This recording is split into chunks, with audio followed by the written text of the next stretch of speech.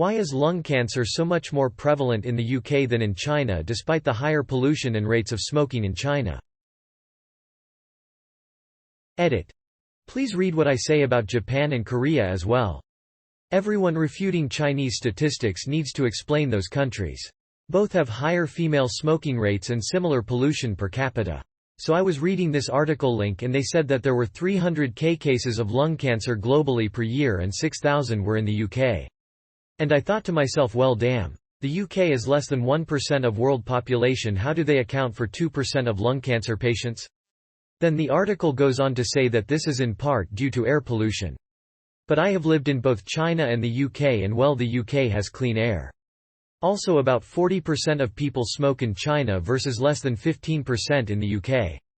So shouldn't China have more than 300,000 cases of lung cancer a year just given its smoking statistics vs UK? So I looked everything up and, from the answers Google gave, I seem to be getting my statistics pretty close. As I can tell, we aren't talking about death due to lung cancer, we are talking diagnosis per 100,000. So why are so many fewer people diagnosed with lung cancer in China versus the UK? And does this throw doubts on this research? Also, just to follow up, I looked up lung cancer rates in South Korea and Japan. Other countries I have lived in which both suffer chronic high pollution rates, mostly due to Chinese drift pollution, as well as very high levels of smokers. To my surprise, both countries had statistics in line with China's. This makes me inclined to not believe that these are just China hiding its numbers. The answer is lead time bias.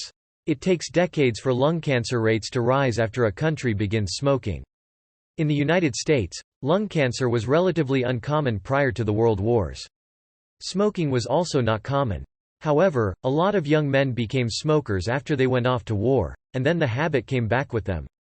Doctors in the 1950s started seeing the rising lung cancer rates in the 1950s, or approximately 30 years after the World War I generation picked it up.